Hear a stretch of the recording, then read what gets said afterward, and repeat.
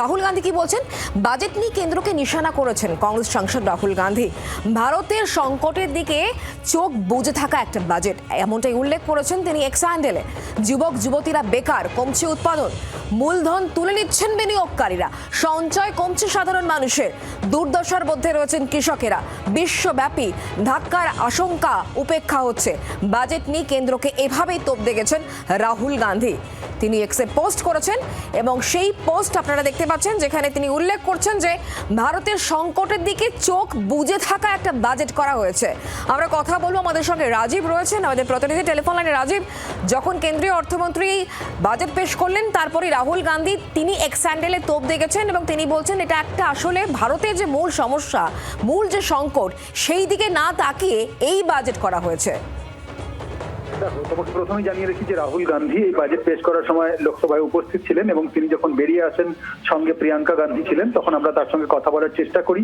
তিনি কিন্তু তৎক্ষণাৎ কোনো প্রতিক্রিয়া জানাননি এবং পরবর্তীতে তিনি সোশ্যাল মিডিয়াতে এক্স হ্যান্ডেলে যে পোস্ট করেছেন, তাতে তিনি কিন্তু সরকারকে একেবারেই এক হাত নিয়েছেন বলা যেতে পারে। তিনি বলছেন যে একেবারেই যে অন্ধের মতো এই বাজেট পেশ করা হয়েছে, যেখানে দেশের যে প্রকৃত সমস্যা, দেশের যে ক্রাইসিস গুলো রয়েছে, সেগুলো সম্পর্কে সরকার চোখ বুঝে রয়েছে এবং সেখানে সেগুলি সমাধানের করার পরিবর্তে অন্ধের মতোই চোখ বন্ধ করেই বাজেট পেশ করে দেওয়া হয়েছে। যখন কর্মহীন মানুষ রয়েছেন, যুবকদের কাছে কাজ নেই, যখন কোনো ম্যানুফ্যাকচারিং ইউনিট নেই, যখন দেখা যাচ্ছে কৃষকদের কথা নেই, যখন কৃষকরা এক বিপর্যয়ের মধ্যে রয়েছে এবং এই যে আন্তর্জাতিক স্তরেও যে সমস্যা রয়েছে, আন্তর্জাতিক স্তরে ভারতের মান সেখানে নিম্নগামী হয়ে যাচ্ছে, সেই জায়গায় কেন্দ্রীয় সরকার সমস্ত বিষয়গুলিতে চোখ বন্ধ করে এই বাজেট পেশ করেছে। এমনটাই কিন্তু বিরোধী দলনেতা লোকসভার রাহুল গান্ধী তিনি সোশ্যাল মিডিয়াতে পোস্ট করেছেন এবং স্বাভাবিকভাবেই এই সরকারের বিরোধিতা যে করবেন এবং এই সরকারের পেশ করা বাজেটের যে বিরোধিতা করবেন,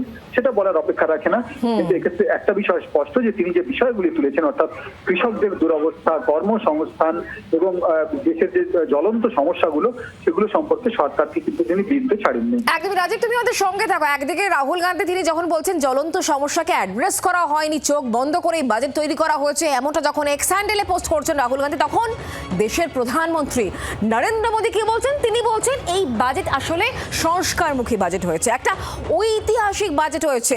বিশ্ব অর্থনীতিতে তৃতীয় শক্তি ভারতবর্ষ হতে চলেছে, বিকশিত ভারত আরো মজবুত হবে, এটাই বলছেন কিন্তু প্রধানমন্ত্রী নরেন্দ্র মোদী। কি বলেছেন দেশের প্রধানমন্ত্রী, শোনাবো। एक ऐसा यूनिक बजट है जिसमें फिस्कल डेफिसिट कम करने, इन्फ्लेशन कंट्रोल करने पर फोकस है और इसके साथ ही बजट में हाई कैपेक्स और हाई ग्रोथ का भी समन्वय है। কথা বলবো রাজীব, এই মুহূর্তে আমাদের সঙ্গে রয়েছেন আমাদের প্রতিনিধি টেলিফোন লাইনে। রাজীব, বিরোধীরা যতই সমালোচনা করুন না কেন, এক্ষেত্রে প্রধানমন্ত্রী তিনি তো বলছেন এটা একটা ঐতিহাসিক বাজেট, এমনকি লোকাল টু গ্লোবাল হওয়ার বাজেট। একেবারেই প্রত্যেকবার বাজেট পেশের পর কিন্তু এই লড়াই চলতেই থাকে, এবারও নতুন কিছু নয়। কিন্তু এক্ষেত্রে একটা বিষয় স্পষ্ট, যে বিরোধী রাজনৈতিক দলগুলি তারা কিন্তু এই বাজেটের একেবারে প্রকাশ্যেই সমালোচনা করছেন। তার কারণে এই বাজেট থেকে প্রাপ্তি কি হয়েছে এখনো পর্যন্ত কিন্তু সাধারণ মানুষ সেটি বুঝে উঠতে পারছেন না। বাজেটে মূল্যবৃদ্ধি কমানোকে দিশা রয়েছে, এমনটাই নরেন্দ্র মোদী বলছেন। তিনি বলছেন যে মূল্যবৃদ্ধি কমানোর ক্ষেত্রে বড় পদক্ষেপ এবং বিশ্বের ক্ষেত্রে যে তৃতীয় অর্থনৈতিক একটি দেশ, সেই বৃহৎ অর্থনৈতিক দেশ হয়ে ওঠার যে প্রচেষ্টা, সেই চেষ্টা থাকছে। কথা তিনি যখন বলছেন, তখন কিন্তু স্বাভাবিকভাবেই প্রশ্ন উঠছে যে বিরোধীরা যে বিষয়গুলি তুলছেন, যে জ্বলন্ত ইস্যুগুলি, কর্মসংস্থানের স্পষ্ট বার্তা কোথায়, বিনিয়োগের স্পষ্ট বার্তা কোথায় এবং কৃষকদের দুর্দশা দূর করার জন্য বার্তা কোথায়, এই বিষয়গুলো কিন্তু প্রশ্ন উঠছে। এক্ষেত্রে যে দীর্ঘকালীন যে একটা দিশা দেখানো, দূরদৃষ্টি নিয়ে বাজেট করা, এই বিষয়গুলি সরকার বললেও বিরোধীরা মনে করছেন এবং বিশেষত অর্থনৈতিক বিশেষজ্ঞরাও মনে করছেন যে সরকার এক্ষেত্রে অনেকটাই মুখ বাঁচানোর চেষ্টা করছে। এবার বাজেটে বিশেষ কোনো ঘোষণা, বিশেষ কোনো যে বড় কোনো উদ্যোগের ঘোষণা, সেসব কিন্তু নেই। যদিও তোমাকে জানিয়ে রাখি, এই পার্সপেক্টিভে বাংলার নেতারা যে কথা বলছেন বিশেষত বাংলার বিজেপি নেতারা, যে কিছু ঘোষণা, ছোটখাটো কিছু ঘোষণা হতে পারে, রাজনৈতিক মঞ্চ থেকেও হতে পারে, অর্থাৎ বাংলায় ভোট আসছে, নির্বাচন আসছে, সেক্ষেত্রে অবশ্যই আমাদের সেদিকে নজর থাকবে। রাজীব, তুমিও নজর রাখো। অনেক ধন্যবাদ আমাদের সঙ্গে টেলিফোন লাইনে থাকার জন্য। তবে প্রধানমন্ত্রী নরেন্দ্র মোদী কিন্তু ফের মেক ইন ইন্ডিয়ার পক্ষে সওয়াল করেছেন। আরো একবার ঠিক কি বলেছেন এই বিষয়ে তিনি শোনাবো।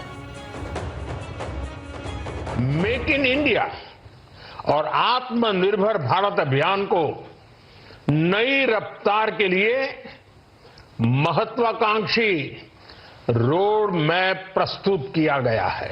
इस बजट में नई उभरती इंडस्ट्रीज यानी सनराइज सेक्टर्स को जिस मजबूती के साथ समर्थन दिया गया है वह अभूतपूर्व है।